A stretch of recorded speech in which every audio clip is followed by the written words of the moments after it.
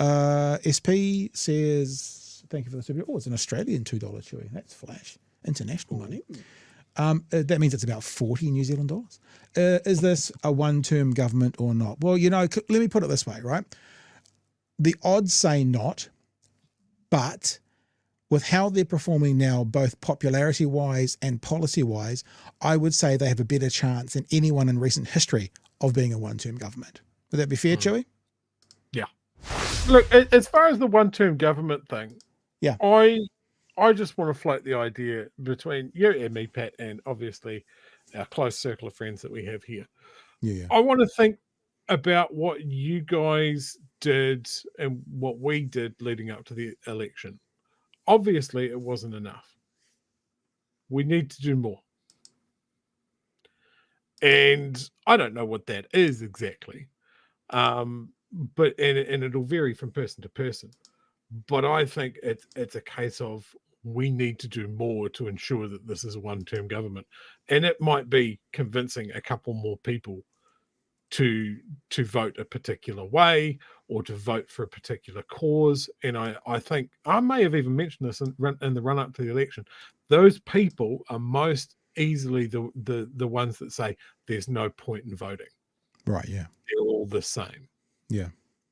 And I think now we have, especially with a one-term government, you have in recent memory, you can look at the difference between two different leading parties and go, you are an insane person if you can't tell the difference.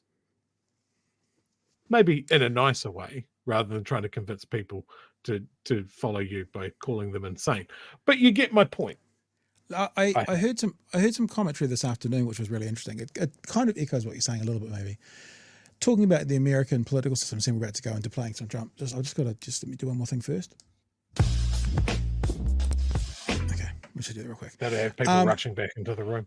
Yeah, have you ever done that? I've done that on my phone a few times when you're on your phone. Although honestly, my girl Chewy, she's kind of innocent. She doesn't get it, but you do it around other people, and they're like, play the sound off YouTube.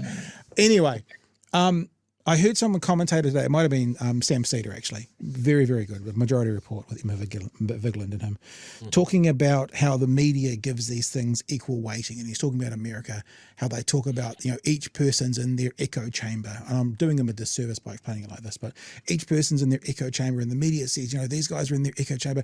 And basically what the point he was making is this echo chamber, and this is like the two political parties, this echo chamber is talking honest and truthful and using facts. This echo chamber is literal lunacy, trying to claim that there was no people at Kamala. Sorry, look, just so you know, but people say if you say that the wrong way, it's disrespectful. There's something about my dyslexia in her name that doesn't quite work, so I am going to get it wrong. In my head, I go CAR. It's a car. Kamala. I have to do that every single time. I don't know why.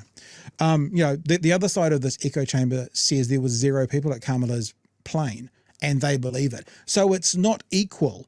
It's not 2 echo chambers all talking just different opinions, but in the real world. One of them's a lunatic world and one of them's in reality.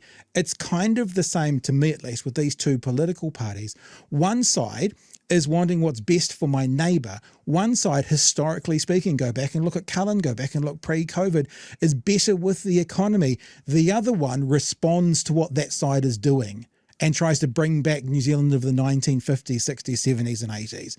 It's not equal. It's not the same, right? Even though they are their own spaces sometimes. And we just have to convince people, I guess what Chewy's saying, is actually, it's not like, they're all the same. Politicians have similar virtues and similar ways of acting, sure. But when it comes down to the core of who they are, this side, this is my left hand in case it's reversed, this side wants what's best for the community. This side wants what's best for the top 1% come hell or high water.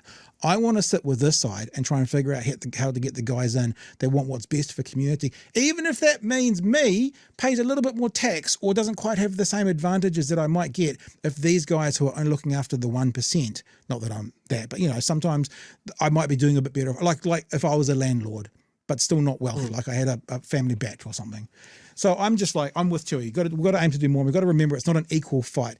It's like if you're having a debate between a flat earther and a scientist, you don't give the validity of 50-50. It's not like, well, you might be right or you might be right. It's not the case. It's not the same. You don't give it the same weight. Chewie. Yeah, exactly. And I think that's something that the news media has really played into here and abroad. But they're not the same.